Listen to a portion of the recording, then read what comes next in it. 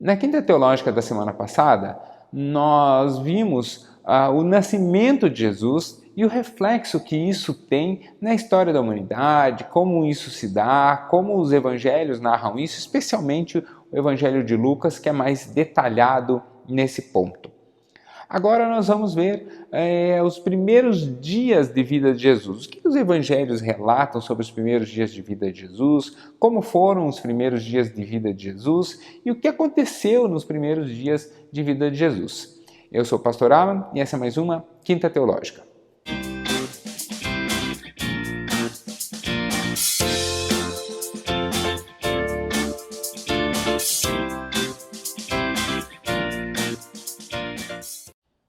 Toda quinta, aqui no Teu Legal, você tem um estudo. Às vezes sobre um determinado tema específico. Hoje, por exemplo, nós vamos falar sobre os primeiros dias de vida de Jesus. Às vezes sobre algum determinado postulado teológico, às vezes sobre algum tema, mas sempre algo que seja útil para o seu dia a dia, útil para aumentar a sua comunhão com Deus, ou, como no dia de hoje, algo que seja especial para relembrar você do primeiro amor e do que Deus fez por você, do que Deus fez na sua vida. Então, se você tem qualquer sugestão, se você tem alguma dúvida, pode postar aqui nos comentários, eu leio absolutamente todos os comentários e na medida do possível eu vou respondendo. Às vezes eu respondo num comentário mesmo, às vezes eu respondo num outro vídeo, às vezes eu gravo um vídeo especial com a sugestão dada ali. Então você pode colocar a sua sugestão que ela com certeza não passa em branco.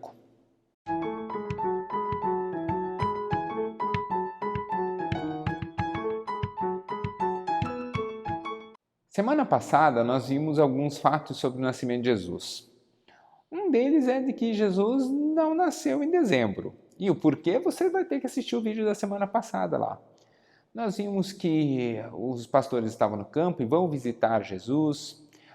Anjos aparecem para os pastores anunciando esse nascimento. Nós vimos que Jesus nasce numa cidade que não era a cidade em que seu pai José morava. José morava em Nazaré, por isso Jesus de Nazaré, mas vai até a cidade de Belém. Eu expliquei o porquê disso. Vimos que não há uma Belém, mas há duas Beléns, Belém Efrata e Belém de Zebulon. Então, vimos em qual delas é que Jesus nasce. Vimos uma série de estudos sobre o nascimento de Jesus. Mas e os primeiros dias de vida? Depois que ele nasceu, o que é que aconteceu? Algumas coisas a gente já viu. Na verdade, a gente já viu uma. Jesus recebe uma visita especial de sábios do Oriente. A gente não sabe quantos eram, não sabe se realmente eram 3, mas os evangelhos relatam que eles trouxeram 3 presentes: ouro, incenso e um unguento chamado mirra, que é um perfume, mas também é um óleo de unção e de tratar feridas.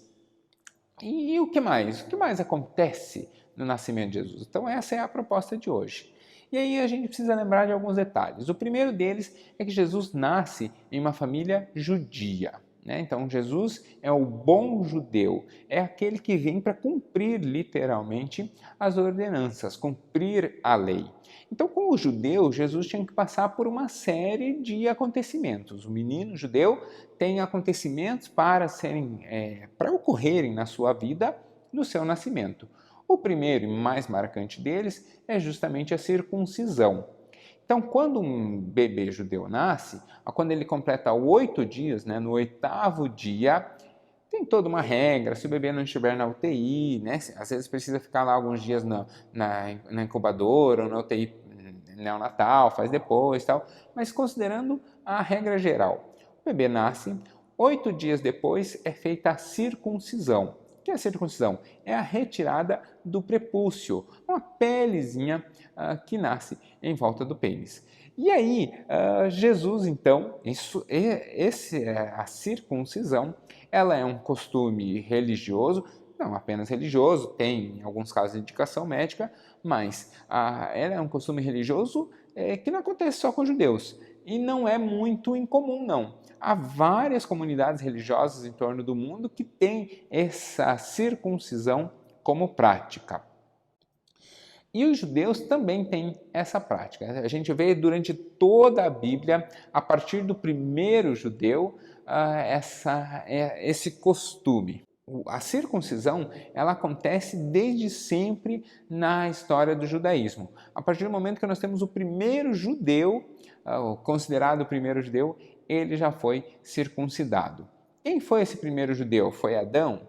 Foi Noé? Quem foi o primeiro judeu? Bom, a tradição diz que o primeiro judeu foi justamente Abraão, né? Então, Abraão teria sido o primeiro judeu. Por quê? Porque ele teria sido o primeiro a receber todos os mandamentos, né? Então, os primeiros costumes. E os anteriores? Os anteriores não são considerados judeus. São homens importantes na história, Adão, Noé, Sete, são homens importantes, mas não são judeus, porque ainda não tem a observância da lei. Então, com Abraão começa esse costume e esse costume se mantém. Nós temos até o relato de Moisés.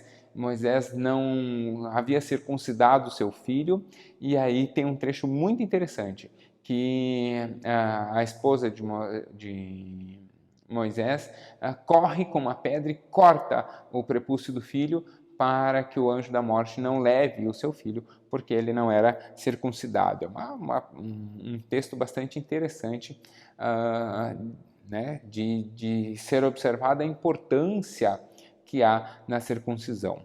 Os primeiros cristãos tinham, inclusive, uma certa dúvida se deveriam os cristãos serem ou não circuncidados, né?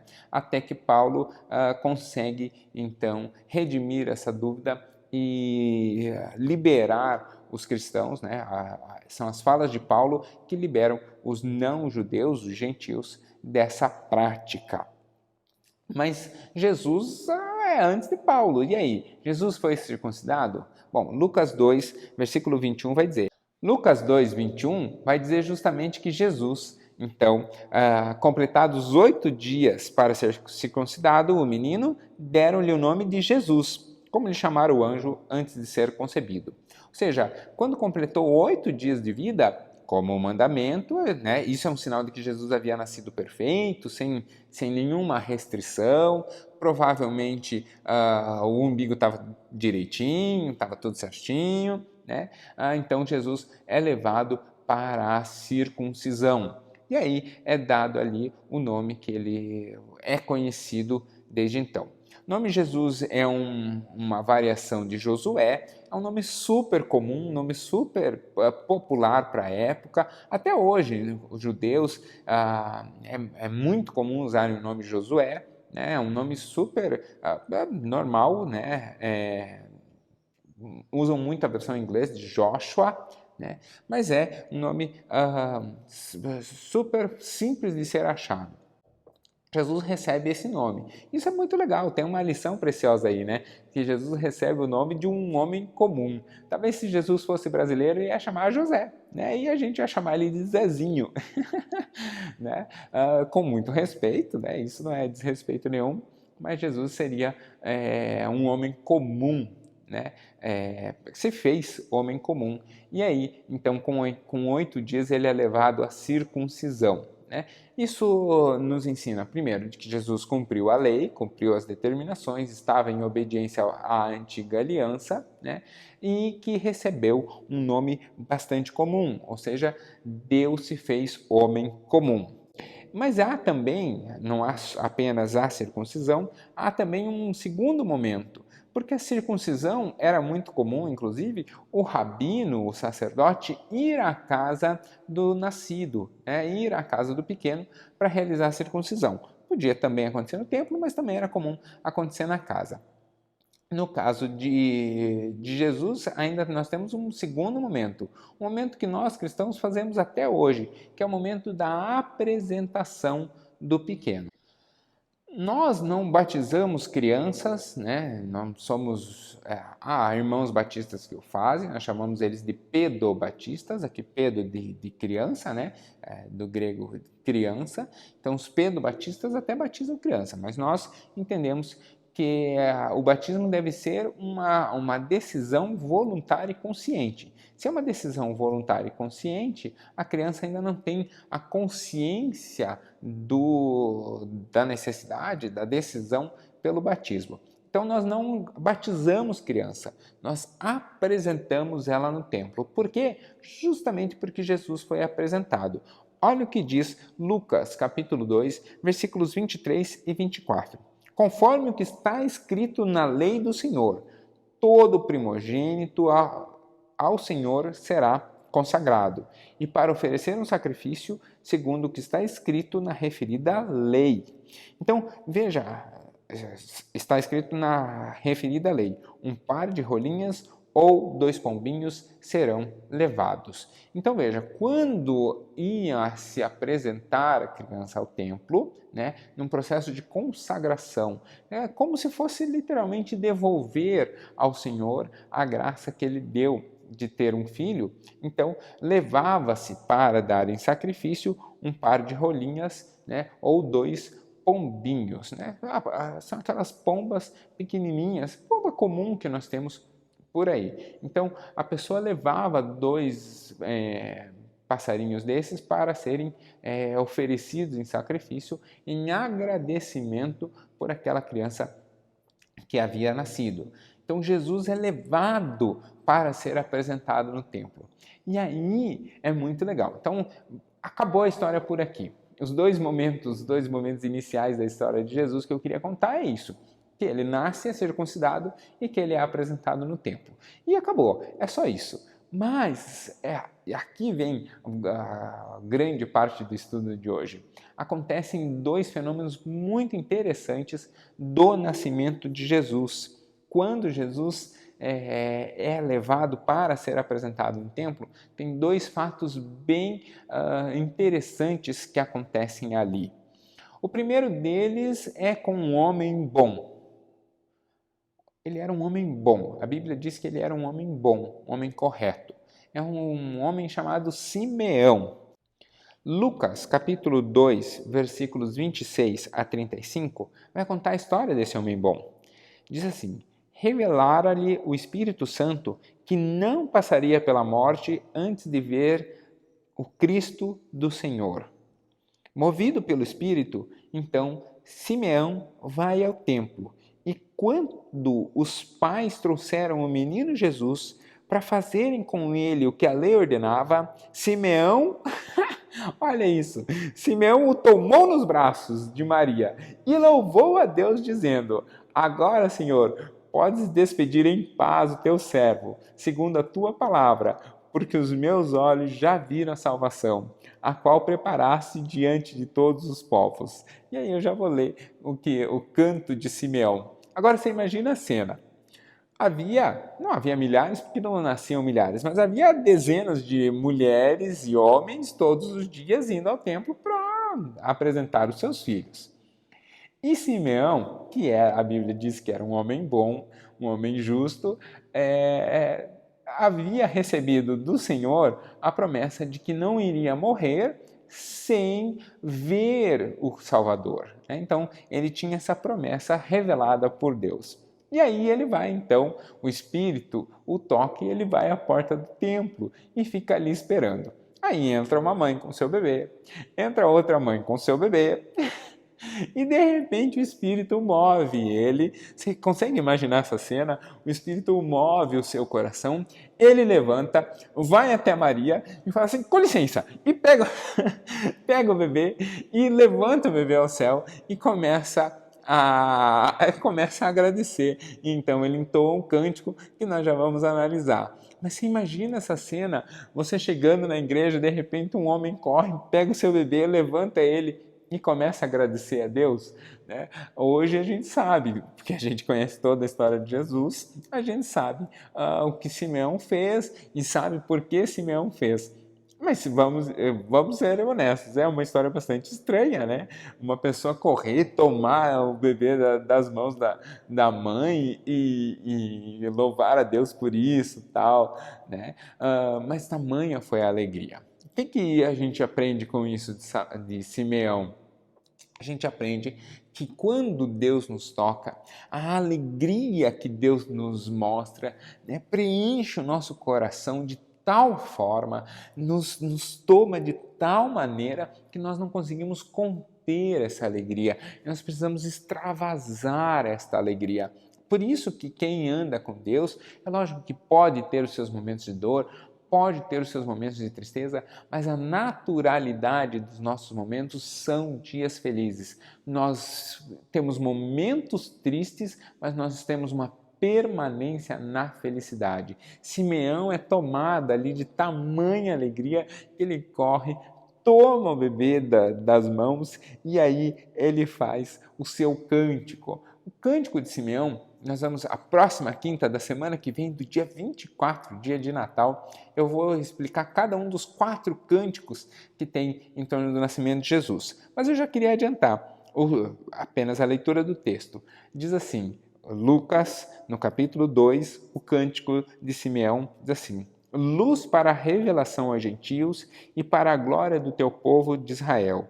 E estejam pai e mãe do menino admirados com o que ele dizia. Simeão então abençoou e disse a Maria, mãe do menino: eis que o menino está destinado tanto para a ruína quanto para o levantamento de muitos de Israel e para ser alvo de contradição. Também uma espada transpassará a tua própria alma, para que se manifestem os pensamentos de muitos corações. Então, Simeão aqui, num ato profético, ele fala, Jesus vem para trazer, olha, mensagem que a gente às vezes esquece de Jesus. Jesus não vem para trazer a paz completa e botar todos em pé de igualdade. Jesus vem para separar aqueles que são seus. Jesus vem para separar, como diz o texto, o joio do trigo, ou como diz outro texto, para separar as ovelhas dos bodes. Jesus vem para resgatar a sua igreja. E isso, evidentemente, vai confrontar com uma série de interesses, com uma série de pessoas que lutam pelo poder. E por isso que Simeão já diz que ele vem para trazer tanto a ruína quanto a salvação. Então, aqui vai ser Jesus é o ponto de separação. A ruína para quem? A ruína para aqueles que não o aceitarem como Messias, mas a salvação para aqueles que tiverem seus pecados redimidos em Jesus. Então, Simeão vem e profetiza uma história significativa sobre Jesus. É claro que essa história a gente já conhecia, mas veja que Simeão fala o que ele já sabia que ia acontecer como uma demonstração de reforço, né, da palavra de Deus, mostrando que ele era um homem de Deus. Ele não faz isso para mostrar que ele é um homem de Deus, mas ele faz porque ele é um homem de Deus e então ele verbaliza, ele pronuncia essas palavras a respeito de Jesus. Mas essa intervenção de Jesus no templo não para aqui. Tem também uma mulher, a profetisa Ana. Quando a gente fala profetiza, tem muita gente que tem preconceito, acha que as mulheres não poderiam profetizar, ou que as mulheres, que as profetisas mulheres eram de outras, serviam a outros deuses, e a gente vai ver que não, que Ana é uma mulher de Deus, uma mulher que profetizava também, né? Quando nós vamos ver lá a história de Moisés, nós temos Miriam, a sua irmã, ela reclama para o irmão, né? Fala, por que eu não posso ser profetisa? E aí Moisés então fala, Deus fala a Moisés. Deus fala a Moisés, quem dera todos profetizassem. Né? Então, perante Deus não há distinção entre homens e mulheres nesse ponto. Então, a profetisa Ana, o relato dela está ali em Lucas, capítulo 2 também, versículos 36 a 40, que diz assim: havia uma profetisa chamada Ana, filha de Fanuel, da tribo de Asser, já avançada em dias, que vivera com seu marido 7 anos desde que se casara, e que era viúva de 84 anos. Você vê, ela já estava bem velhinha, assim como Simeão, né? Ana já estava bem velhinha. Porque imagina, 84 mais 7, isso só de viuvez e de casamento. Ela casou, como as meninas da época casavam com 13, 14 anos, né? máximo 15 anos. Então você imagina quantos anos a Ana já tinha. Ela já estava beirando os 100 anos. Para a época, isso é muito tempo, né?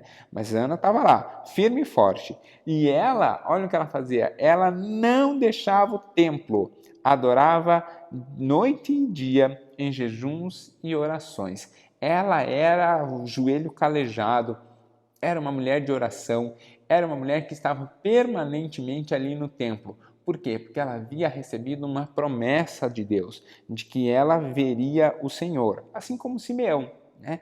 E aí ela está ali, chegando naquela hora, dava graças a Deus e falava a respeito do menino a todos os que esperavam a redenção de Jerusalém.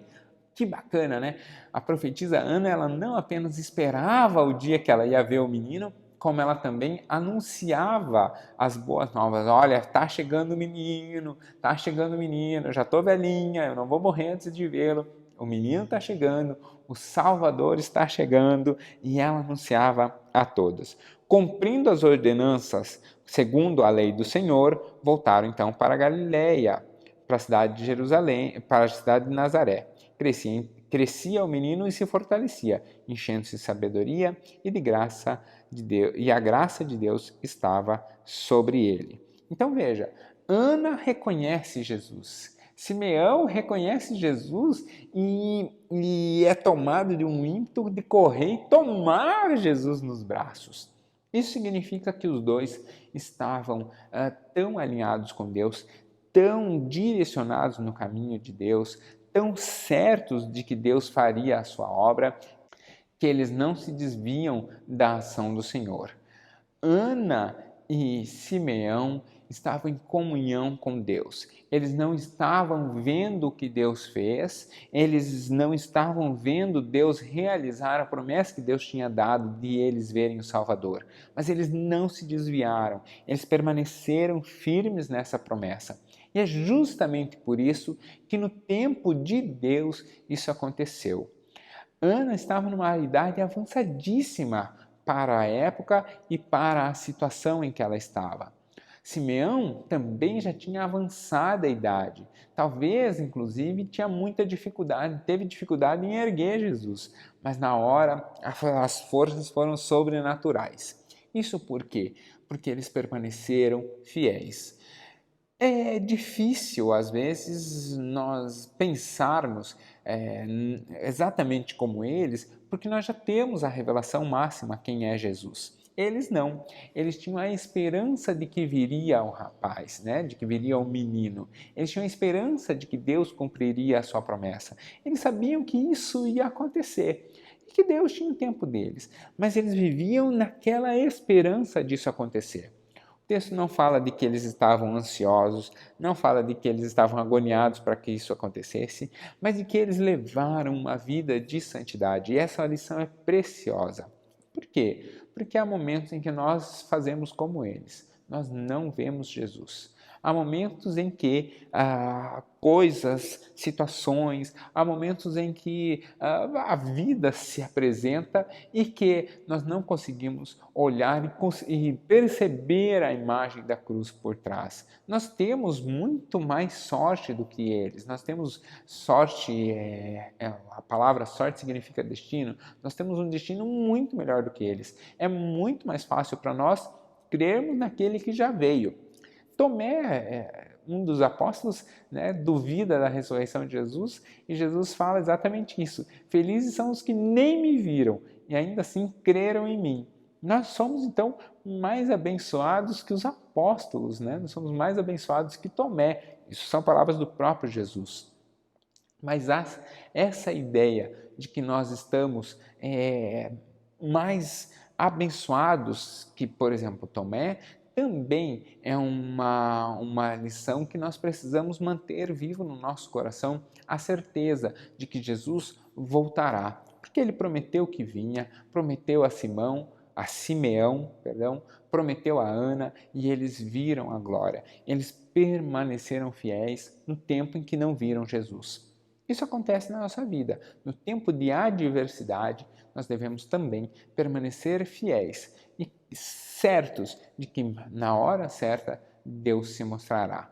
não significa que Deus não está conosco na hora que nós não o estamos vendo. Significa simplesmente isso, que nós não estamos vendo. Então, às vezes, nós temos um pouco de dificuldade, um pouco de ansiedade. Mas por que eu não vejo? Por que eu não vejo acontecer? Calma, mantenha a fé em Jesus, que tudo vai dar certo. Vamos lá? Senhor, eu te agradeço.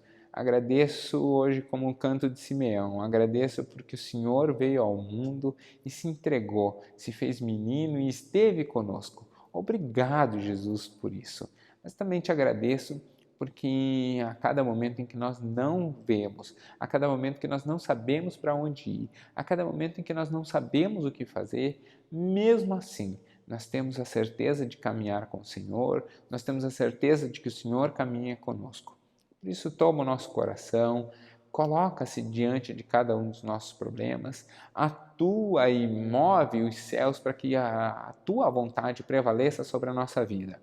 E aí, se ainda der tempo, ou quando for para nos acalmar e para voltarmos à alegria, aí então revela a sua face. Mas antes disso, age sobre a nossa vida. Que a nossa fé seja baseada não naquilo que os nossos olhos veem, mas naquilo que o nosso coração tem certeza, mas os nossos olhos não veem. O nome disso é fé, é a firme convicção das coisas que não se veem. Então, que a nossa fé seja realmente baseada nisso, na certeza de quem o Senhor é, na certeza do que o Senhor fez, e assim como Simeão, que nós possamos dizer: agora nós podemos partir em paz, porque a nossa vida está completa, a nossa vida está realizada, porque a vontade de Deus se cumpriu na nossa vida.